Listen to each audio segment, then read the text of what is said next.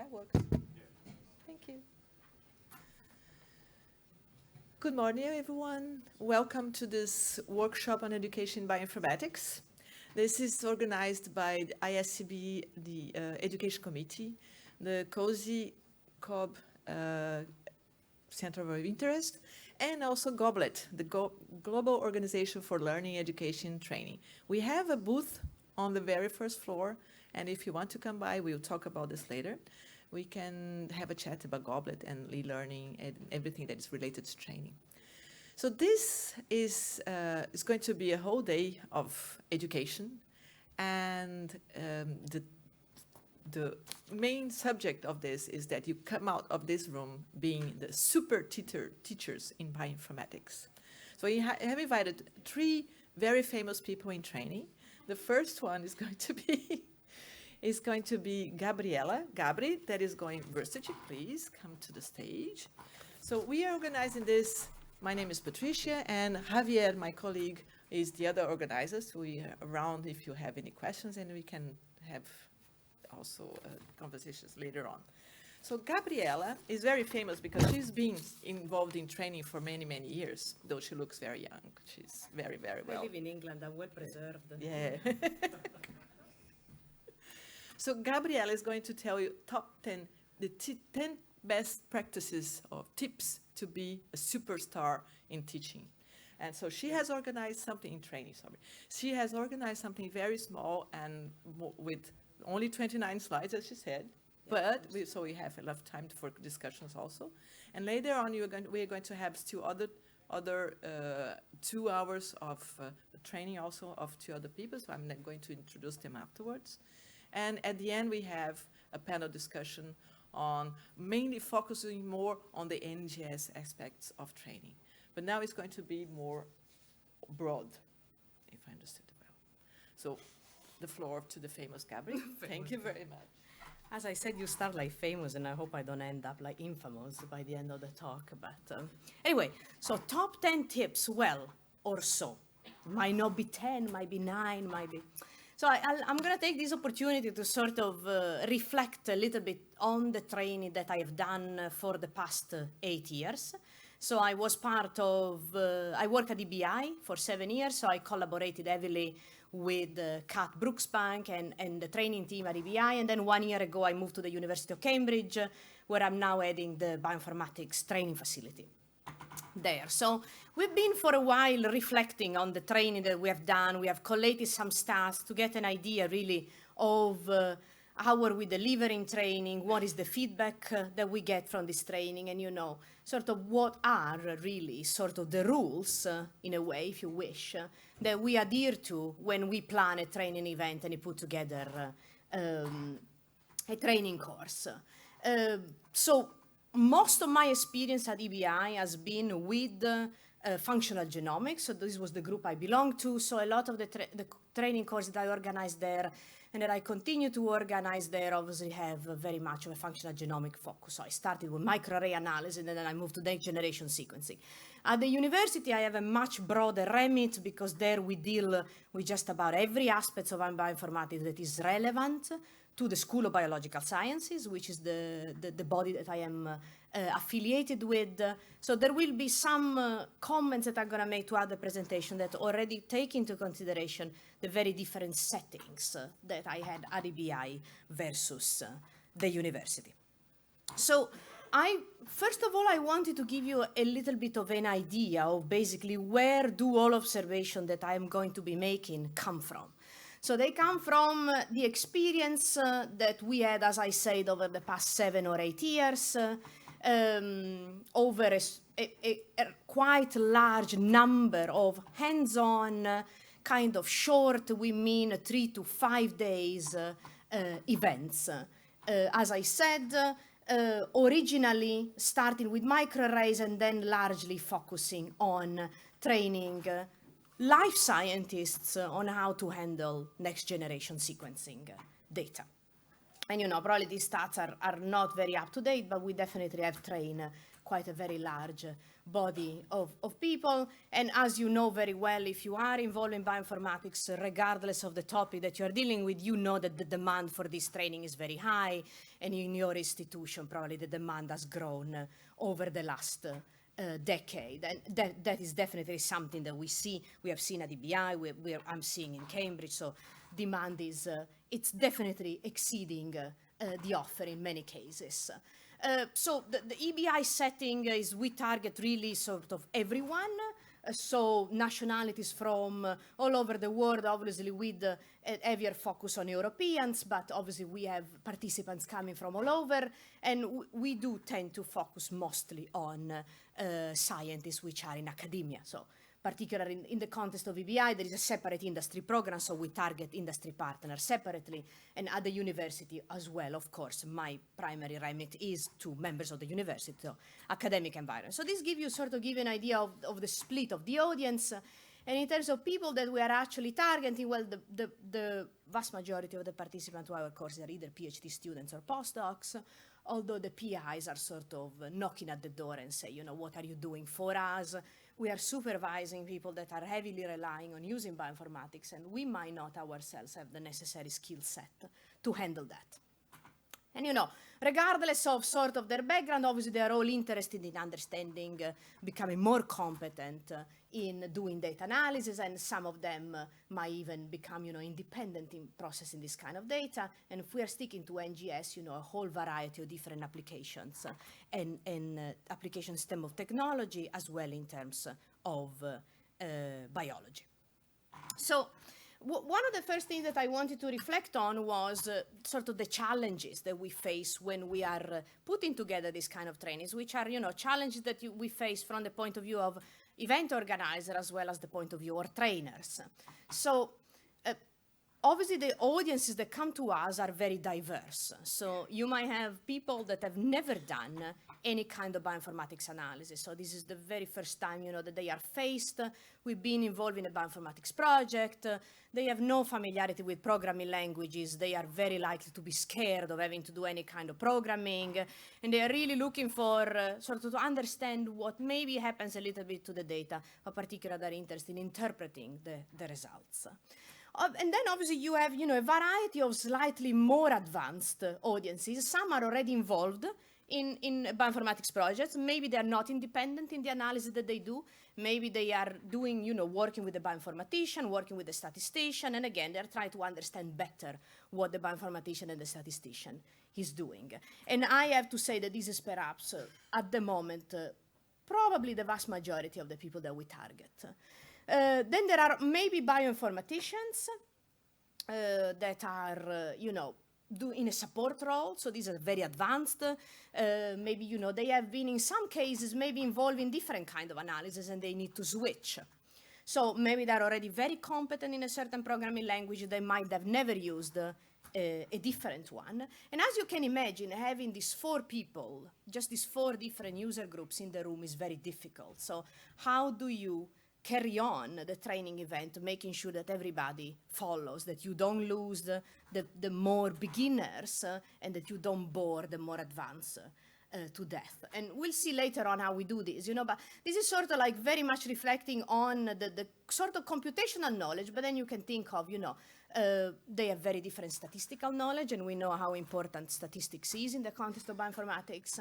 And they have very different backgrounds, you know, so particularly like for the cohorts of people that we're targeting at the moment, we know the clinical researchers and clinicians are also in need of more bioinformatics training. And obviously, as you can imagine, they have a very different background from a life scientist or, you know, a bioinformatician or someone that has done computational biology in the course of his studies. So I think that the diversity of the audience is by far the biggest challenge that we face when putting together training.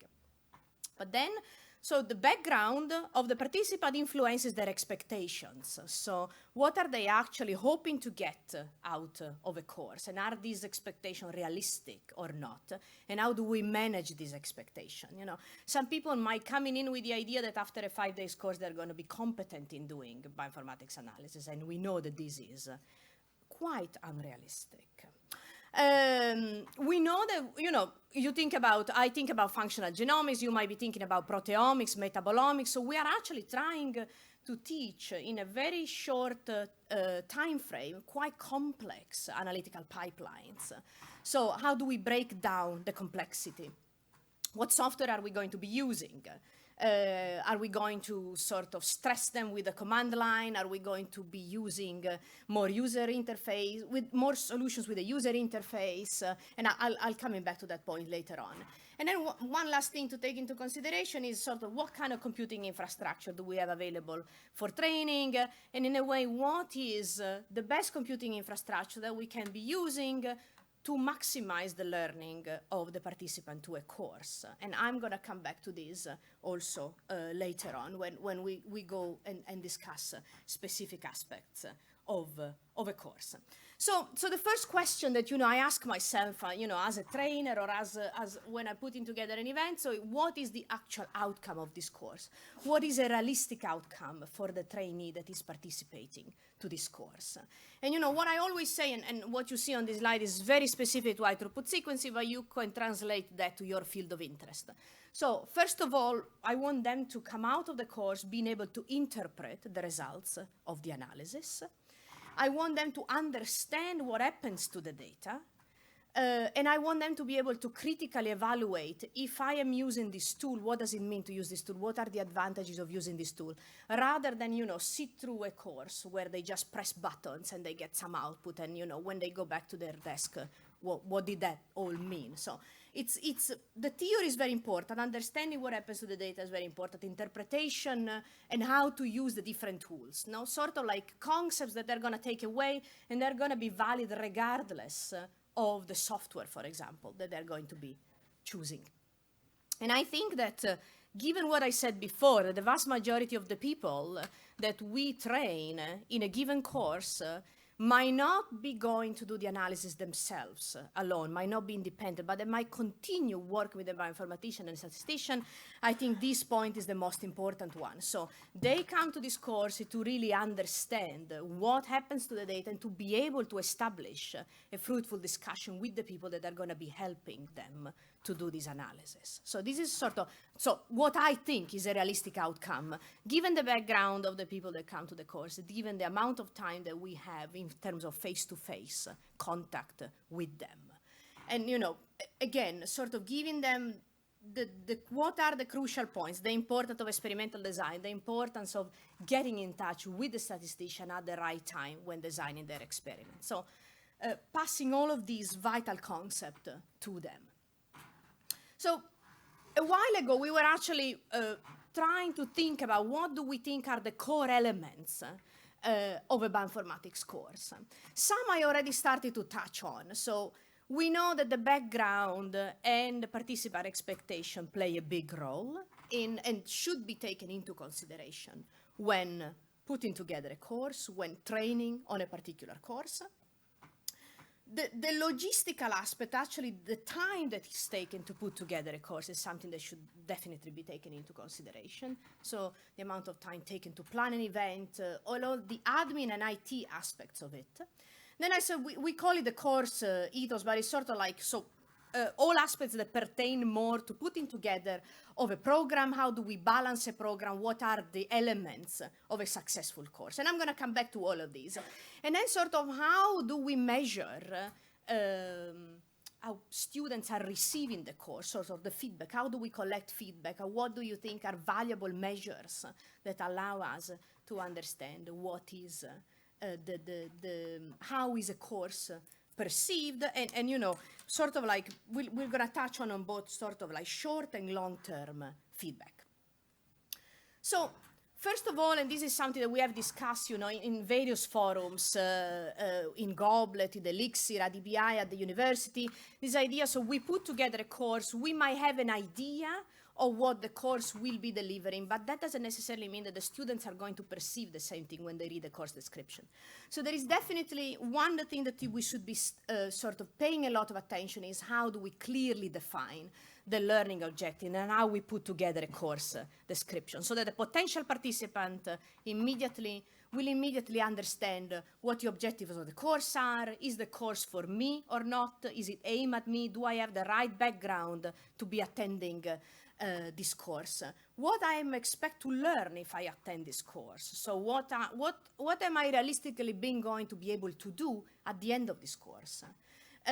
What obviously is the course content, and what are the course prerequisites? Do I need to know anything before coming to this course? And I think this is actually a very important point, because so one of the things that I didn't say at the beginning, and the very big difference between running courses at the EBI and running courses at the university, is that at the EBI there is a selection process. So I can really select for the kind of audience that I think is the best fit to that course content. At the university, I cannot. At the university, I have to take anyone that comes through the door and registers for a course. And at that point, you see how this becomes fundamental, because you can really have people that are going to be very disappointed 5 minutes after sitting through a course, because they immediately understand that, oh yes, you said that you were going to give me an introduction to MATLAB, but in fact, I already need to know a fair amount of MATLAB to be able to actually get the most out of this course. So the way that the course is described and the way that the learning objectives are sort of written down, it's definitely fundamental. And here we go back to the other thing that I say ties in with what I just said, which is the participant selection criteria. If you have the possibility of having a selection procedure, I think that is probably the best way. That's the way that you're going to get sort of the best fit between your audience and your course content. And for high throughput sequences courses that I do, the familiarity with programming language is very important, because the barrier is already the topic. You don't want to have students already struggling with, why am I typing this? What does this mean? Because already, after a couple of hours into the course, they will have already lost the will to continue. And actually, the other thing that I do, again, differentiate a lot Cambridge and EBI is, for example, in Cambridge, I have a lot of people that come to courses because it might be useful for me in the future. And that is not going to work, because it's true, if it's useful for you immediately, it's one thing. If it's going to be useful to you in 2, 3, 4 months, then don't come to the course now, come to the course in 3, 4 months, because it's going to be much more timely. If you come to a course, you're going to go back to your computer, your desk, your lab, and the data is sitting there, and you have to analyze it. That's where you're going to be the most motivated to take what you have learned during the course and immediately apply it to your analysis. So these, I think, are the most important selection criteria for me: basic familiarity with the programming language that we're going to be using during the course, and how timely is the course for the participant interest and needs. So, for example, at DBI, I don't take anyone that tells me, oh, data is coming in a year, and I'll tell them, reapply next year. And in case, the other aspect of this is, of course, like the personal sort of perception of what you can do varies between all of us. No? So I always tell the story of one application many years ago when I asked somebody, do you know any bioinformatics tool? And the person answered Skype. I mean, okay, fine, we use it for conferencing, but I wouldn't call it a bioinformatics tool. So also what we do is to make sure that everybody is, well, not at the same level, but the level of sort of familiarity with the programming language that is expected by the trainer. We specify it by providing tutorials. So we'll tell people that have registered for a particular course, if you're going to come to this course, you should be able to go through this tutorial and don't find it difficult. If you do, then maybe do you have, for example, an introductory R course at university? For example, in Cambridge, I can do that. I can say, why don't you go on a beginner R course before coming to this one? Because obviously I can modularize things a little bit more. But now, as we all know very well, there are a lot of online materials too. A lot of online courses that people can familiarize themselves with before coming to a course. And again, that sort of like helps to try to reduce the disappointment of people really wanting to learn something and hitting the first obstacle of, I don't even understand what this syntax means. So forget understanding what alignment is. So in terms of content, I think one of the things you all know very well, so, and Mirto will be talking about this later, so learning bioinformatics by doing bioinformatics. So the selling point of the courses that we do is the hands-on element. So we really try to have well-balanced mixtures of lectures where students get exposed to the theory, and then practicals where they can start immediately putting that theory into practice. We always work on real data sets. occasionally modified to sort of demonstrate a particular aspect of the analysis, but typically, these are data sets that then the students are going to be able to retrieve from public repositories. And again, what do we focus on? We really, if it's a 5-day course, we break down a particular analytical pipeline over the course of the 5 days, and each day we demonstrate a crucial step of the analysis. We provide them, as I say, the theory. Why are we running this particular step? What does the analysis entail at this particular moment? And we demonstrate it using a particular piece of software. But as I said before, giving them the concepts of why are we doing this in a particular way, and basically exemplify it using one particular tool. So in terms of tools and software, obviously we always, I've always, in the course of all of the years that I've been doing training, use open source software. We obviously, go for something that is stable, that is well maintained, that the students will have access to once they leave the course. For different audiences, obviously different tools work better. If we aim for an intermediate audience who has already a bit of familiarity with programming language, is not scared by using Unix or R, command line tools are perfectly fine. For audiences that are a bit more introductory, I have used Galaxy in the past, and a solution that works very well. I'm sure that Dave, Dave Clemens later on the panel will also be able to discuss this in more details, but definitely, again, matching participants' background to particular tools, it's very important. Another example that I use, so I every year I run an MBOK course on analysis and high throughput sequencing. These people that are already sort of committed themselves to do things with command lines tools. They're not scared of it. And I thought, well, I'll add a Galaxy session in the course. And that Galaxy session was not well received because, people were not interested in seeing that workflow. They already sort of committed themselves to the command line. So there was no particular drive for them to learn that specific tool. Whereas, we have seen it before. If the crowd is a lot more introductory, it's a lot easier for them to be able to follow the complex pipeline and actually be able to get to the result interpretation, which is what they care. And I think we can spend a lot of time talking about the computing infrastructure. For most of the training that we have been doing so far, we just use local machine. We run everything locally. If you have a machine with a large enough memory, you're going to be able to demonstrate everything that you want to demonstrate in the context of a classroom. I mean, you're never going to do a whole genome assembly in a training course anyway. But we do have, EBI has now a significant experience with using VMs. I have used Amazon Web Service and cloud computing in a couple of occasions, and I had a great experience with it.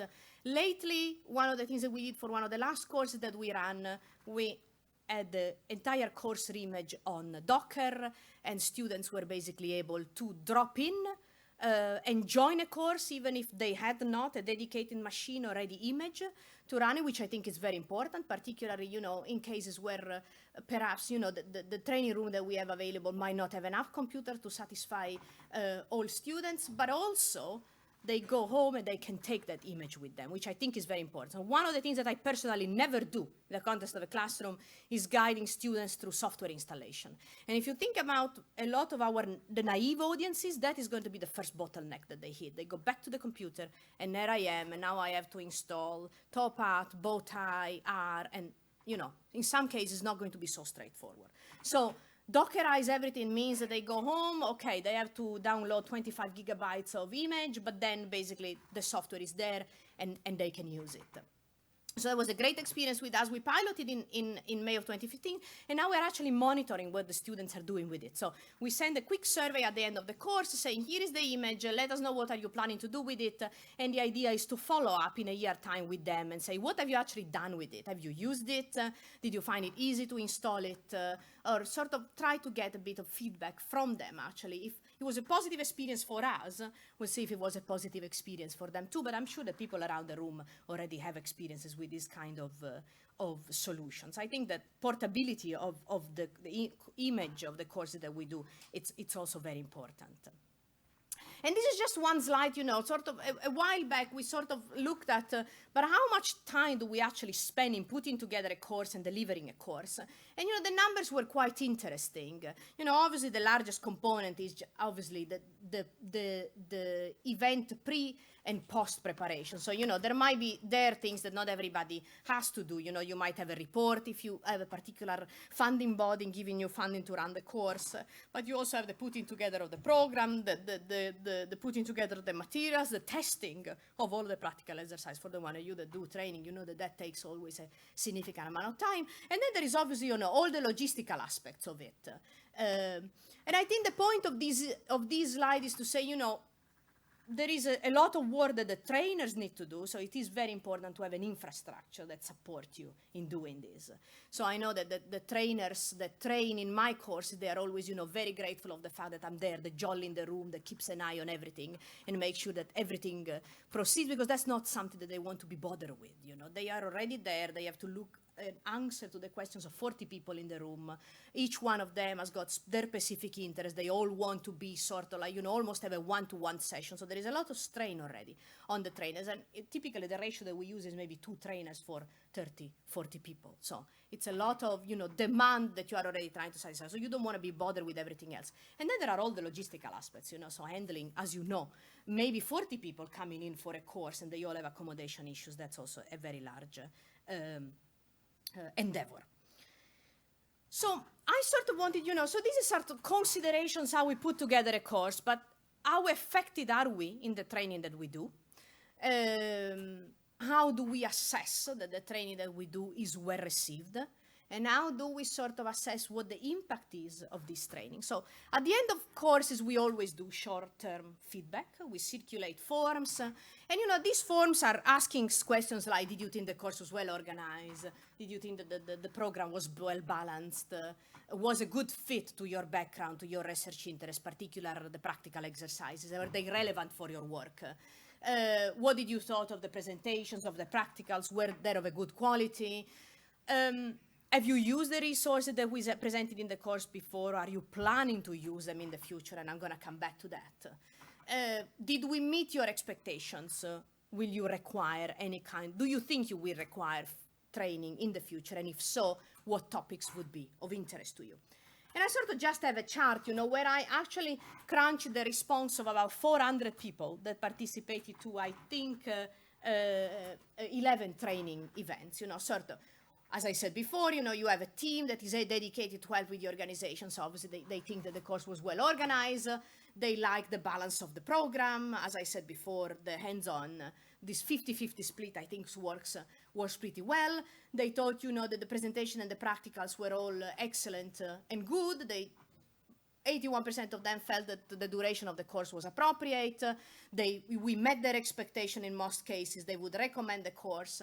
And obviously, you know, they'll all want more training, different types, you know. People that are obviously more junior will want to maybe go over actually the same materials again, maybe in a year time. People that are more advanced are now, you know, looking, we get now a lot more requests for how do I start integrating different kind of data. Maybe I have genomics data, I have proteomics data, I have metabolomics data. How do I bring these together? And, you know, there is an indication at this stage that if they there is at least a shift. If they had not used the resources before, that there is an intention. They have at least the intention of using these tools in the future. You know, nothing is going to tell us at this stage if this is actually going to happen. This, I think, why, for example, in the case of the Docker instance, is a good idea to try to follow up later on, maybe a year down the line with the students to see. And I think that now this is also something that, for example, EBI is doing, sort of go back to the students a year after the fact. Michelle has done some long-term feedback, sort of go back to the users and see, are you actually, what have you learned? Have you networked? Have you established new collaborations? So we did a little bit, I did a pilot of this for sort of a long-term feedback, where at some point I emailed everyone that had participated to a course at EBI between 2007 and 2011, and I tried to ask them very tangible questions. I said, so were you working in this field before? Were you working in the field after having participated to that particular event? Did you establish collaborations with the participant that attended the course with you? And what was the outcome? What activity, which one of the following activity you don't think you would have been able to accomplish had you not come on this course? And I asked them about dissertations and theses. I asked them about journal articles, grant proposals, and software. So if you have done any kind of this work, you know that the first bottleneck is to track people. You know, we all move in a relatively short span of time. We got about responsive for 25% of the participants, which is actually quite good. And you know, these are the numbers of activities that they had carried out after attending a course that they, in their opinion, they would have not been able to carry out had they not participated to that training event. So quite a good bulk of journal articles, a few dissertations, many of them were still working on their thesis. In some cases, you know, this survey was actually done just a couple of years, 2-3 years after coming on the events. And some people would tell you that nothing that you do, you know, prior, they should have at least a 5-year gap between a particular training event and doing this kind of feedback. Some successful grant proposal and few software packages. As I said, given that the vast majority of the people coming to our course are beginners, we wouldn't really expect them to author any software packages just after coming on a course, but some of them more advanced do. They do publish their pipelines. One thing that is not here, we asked them about collaboration, and it is evident, you know, in many cases, as I said, the audience are very junior, they're still trying to find their way, you know, with their own project. They don't necessarily establish collaboration with other course participants, but in many cases establish collaboration with the faculty, actually.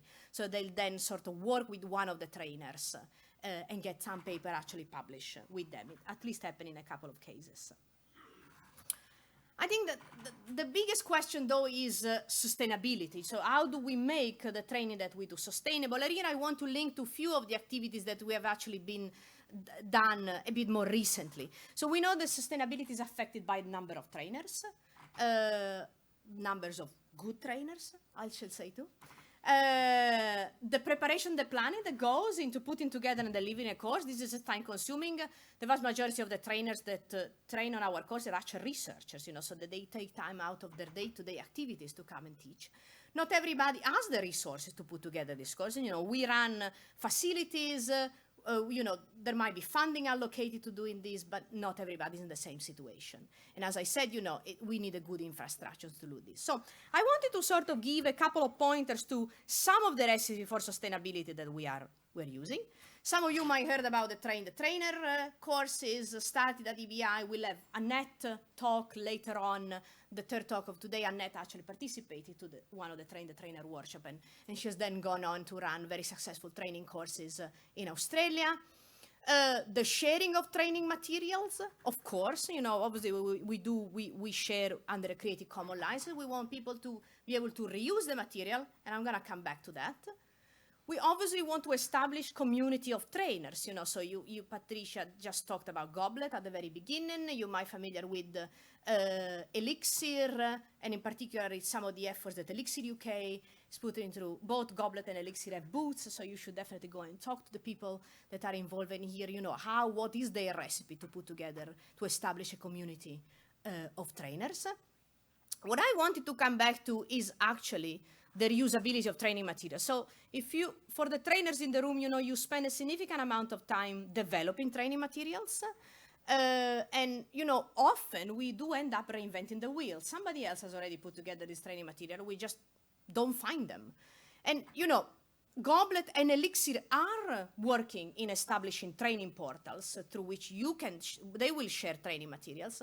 What I wanted to give you is an example of a little work that we do to actually try to bring together groups of trainers that are involved in NGS and have them sit together around the table and say, we have all of these different materials which have been developed by all these different people. How do we actually try to annotate them consistently and integrate them so that we can share them effectively?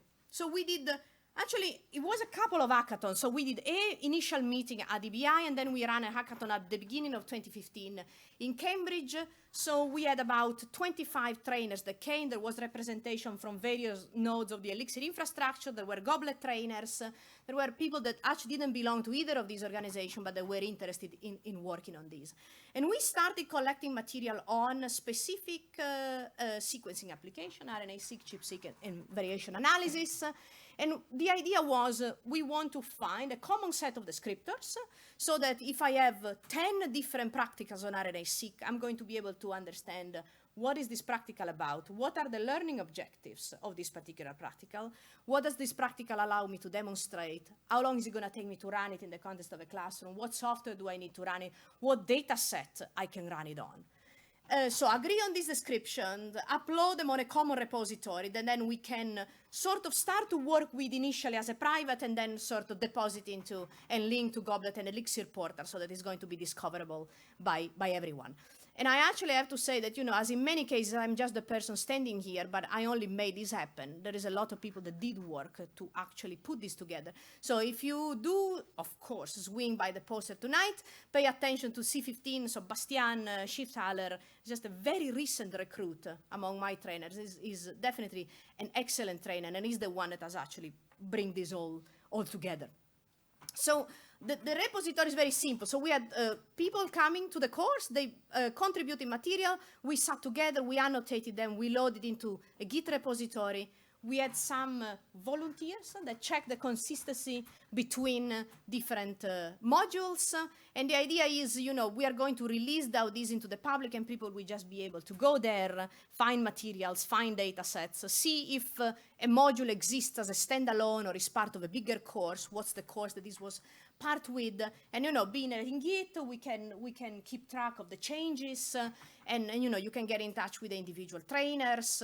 The Docker image, for example, for one particular course will also be loaded here.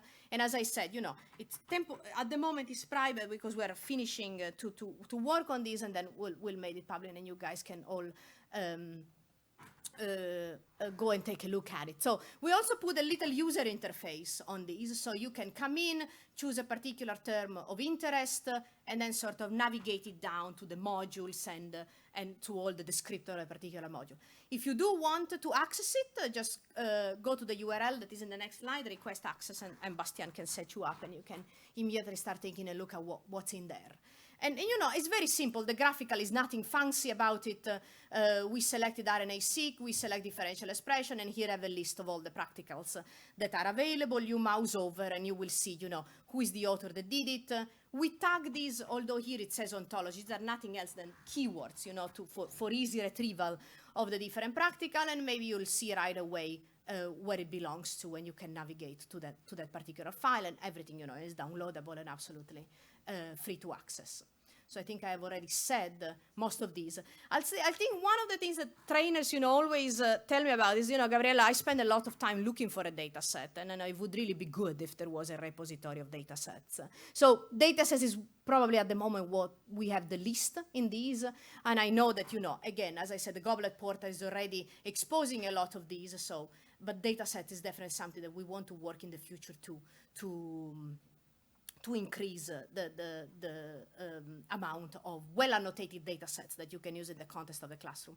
And this is sort of the core set of the scripts that you're using, you know.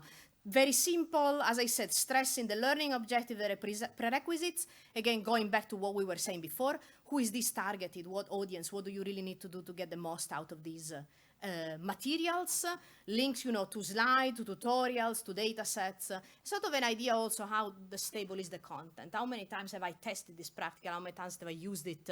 Is it up to date? When is the last time that somebody actually worked on this? And so this is the URL. If you guys want to make a note, I'm sure that we can distribute the slides too. As I said, we are working now on publishing it and also write a little paper on our experience, but we are already sort of working on, you know, new activities to do along the same lines. So there will be a hackathon in August that is promoted by the Estonian node of Elixir to actually use ontologies to annotate all of these training materials that we have. You know, we're going to use some of the work that we're going to do as a pilot, but, you know, I'm sure it can be extended to other contexts. And we're also going to do more similar work now, adding metagenomics component to the material repository, again, with another hackathon that will probably take place sponsor, it was an activity of both Goblet and Elixir. I don't know if it's the first one, but one of the first ones that will take place probably early next year in 2016. So, you know, you can approach any of us, Terry as representing of Goblet, or, you know, many other people that are representing Elixir or Cat, if you are interested in joining us and collaborate on all these. And in the case of the NGS trainer, we also have a mailing list. If you guys want to join it, just let us know. And we'll be able to involve you. Now, sort of the last thing that I wanted to reflect on, and this is where more of the Cambridge element comes in, is, you know, so we way too often have to deal with the fact that, you know, bioinformatics training in undergraduate and master courses is relatively low in amount and often also low in quality. And I think this definitely needs to change. And here, maybe I'm taking very much the University of Cambridge perspective. So I read the University of Cambridge and I found out there was no bioinformatics course whatsoever in any of the undergraduate modules that exist. So I put together an application which was successful. And from next year, we're going to be run a small bioinformatics minor. But we are really trying to cater to life scientists, medics, and vet, and really try to give them some of the basics where we think it's really going to be useful to have for them in the curricular, our basic skills. And we're very likely to be using, you know, genome variation as a use case, but we definitely have a lot of interest on this. So we'll wait and see how it works. And, you know, I'm more than happy to talk to you about these. I actually had a very useful discussion last year when I came to ISMB and to some of the educational session regarding this and the experience, particularly of our American colleagues on this. And if any of you, yesterday was a Tim Hubbard talk at the Bioinfo, you will maybe have heard of Health Education England and you know how Health Education England is putting together and is sponsoring, actually funding master courses in genomics medicine, really targeting the NHS, so the healthcare workforce in the UK. So the University of Cambridge is part of a Cambridge consortium with the EBI and the Sanger Institute, and from next year we're going to be running a master program also, and we are sort of involved in the bioinformatics and advanced bioinformatics module. So that's also going to be a very interesting sort of learning curve for us in targeting, you know, clinical researchers and clinicians. So a cohort that personally I don't have much experience with, but that I'm very interested in approaching. And as I said, you know, there was definitely not space to acknowledge all of the people that I worked with over the years. I wanted to acknowledge Nico and Bastian because I do consider them my star trainers. I know that Bastian doesn't like it and is now sitting back there looking at his computer pretending he's not there. But so definitely do stop by his poster and hear some of the ideas that he has. He also had a very interesting approach to assessment in the classroom in one of the last courses that we did. And I know Mirto will mention this.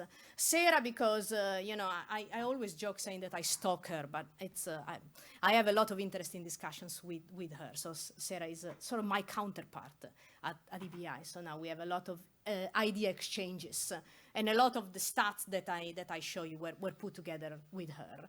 And obviously, you know, all the trainers that participated to our hackathon, all of the trainers that teach in our courses, and here I just have few logos to acknowledge, you know, EMBO that has been funding us for doing courses for many years now, and Cost and Elixir UK that actually put some funding towards the NGS hackathon, and Tiga that actually contributed for some of the admin work for that. So if your logo is not there, don't get upset. This was a targeted acknowledgement. And as I said, do stop by the Goblet and the Elixir booth to know more about what we are doing in creating community of trainers. And I'll take any question that you might have now.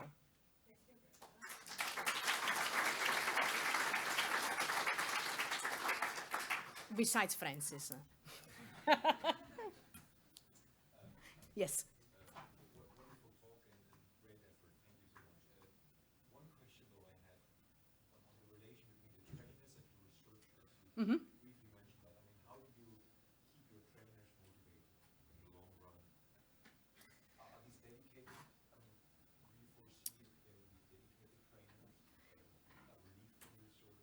So definitely at the university, I don't have dedicated trainers. I think at the university, it is a little bit sad to say, but the monetary compensation does seem to have a certain appeal, some of the trainers. But I think, Mirto will probably be very qualified because I have been pestering her for many years to train in our courses. So I'm a researcher, that's my daytime job. And I think I'm going to stress that more later on in my talk. It's very difficult for us for two reasons. First of all, is like we don't usually get any money, any payment for doing that, which sometimes can be problematic. The second one is very little formal acknowledgement of our contribution to training. And this is something also extremely difficult because when you have a daytime job and this is something you do on the side and this is something you do with passion, you need to be acknowledged for that in some sort of way, whether this is money, whether this is acknowledgments for your CV and for your training development. And this is not in place. So are there any tips and tricks that you can say to I think one of the things that I noticed, and that was definitely my experience when I was doing training, as part of one of the EBI services. But I think that the interesting thing from the researcher trainer point of view is that when you have to explain what you're doing to other people, you also think about your work differently. And you see things that maybe you had not considered before. So I think definitely that for me was, well, on top of that, I'm a people person, so I like to be involved in these kind of activities. But I think that, if you are a researcher, I think you have that. Traveling and... But also, one of the things that we have been discussing in Robert is also how to yeah. acknowledge teachers and trainers better. Yeah. And how do you to use that also in your career and enhancing your career. Something that is Yeah. So there is definitely a lot of discussion going on. Maybe Kat has something to add to that. We'll have friends.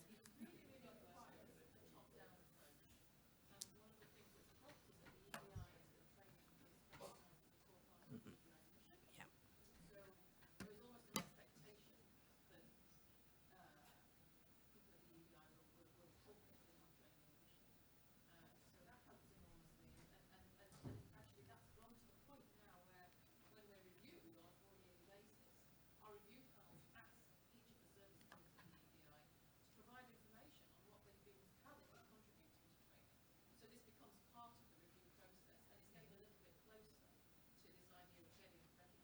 And maybe if I can add one thing just before Francis says something. From the bioinformatics sort of core facility perspective, I do a lot of collaborations now at the university with the Cancer Research UK, the bioinformatics unit there. And, that is also part of the remit because they're really trying to get, people more competent within the institute so that their job is also easier. So for them, the motivation is really to, almost, have their workload be reduced just by making their colleagues a lot more competent in some basic tasks that they carry out every day. Yeah, maybe. So I just want to make one comment about Galaxy. So maybe the instructor you had wasn't the best, didn't do a great job. Yeah, I don't know if you know him, but Yeah. it was him. And it's that there is actually R in Galaxy now. Oh, yeah, There's R Studio in Galaxy. And there's also, it would have been better in retrospect had I known more about the class we were teaching, to have done it more about workflows and how to do 100 workflows. Yeah, while- probably. Yeah, so it was just the context of it was wrong. So I don't think Galaxy was wrong. Oh, no, But it's you, just you sort of said that it was wrong for that analysis because it's too simple for an advanced user. But I think it was wrongly taught. So I just blame the instructor. No, but don't. He's a very nice guy. Yeah. Jason? Has Goblet thought about maybe offering some type of certification? This is going back kind of to the other question. But people, so software carpentry technically issues badges. But has Goblet thought about maybe that's a service if you, hey, you're coming and using all the time these materials.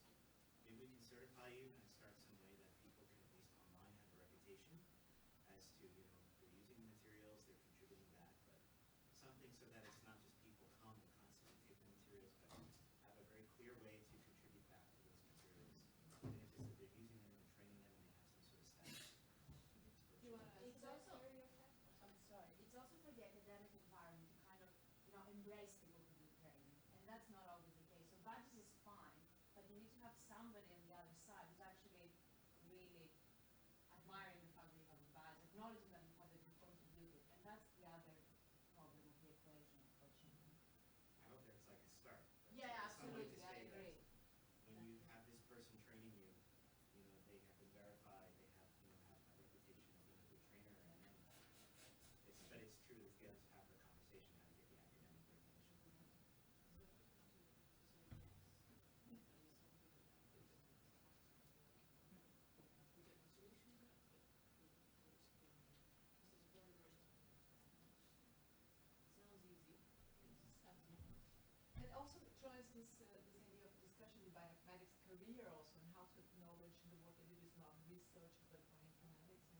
training also goes along with that discussion.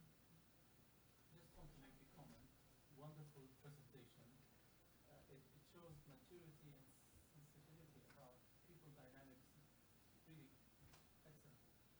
And there was, the way you position your dynamics, not only as a trainer, as a provider, but as a recipient of feedback. Very nice. Oh, feedback. There was a comment, no questions. There's actually microphones. Okay. You want to repeat that? The compliment on the microphone. You also stress the importance of feedback, I think. Okay. For the famous Gabby, right. So I was commenting on the maturity of the presentation and the sensitivity that you display towards human dynamics, and it shows by the way you position yourself, not only as a provider but as recipient of feedback. One comment with respect to Galaxy. My experiences with advanced bioinformaticians, they don't like it. Meaning like in the sense of they feel constrained by the workflow. They can do much better on their own. It's You should be aware that there are few galaxy people behind you. I know. It's baffling to me that you have a workflow, you could use it and move on.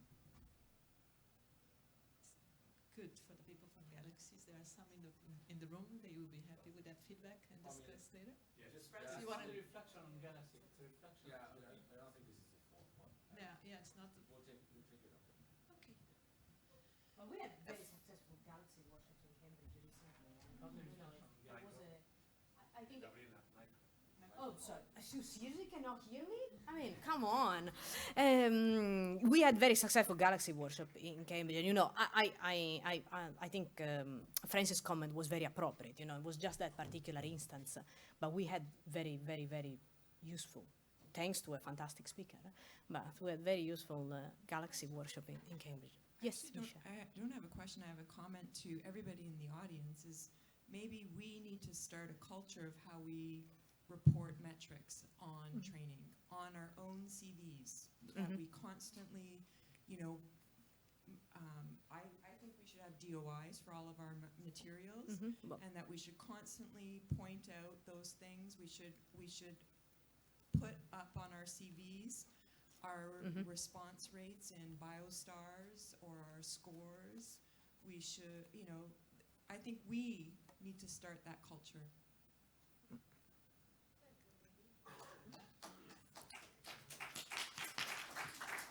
Great words to end the session. Thank you very much, My Super pleasure. Gabri. And so we are going to break out for coffee, and we'll come back here. Please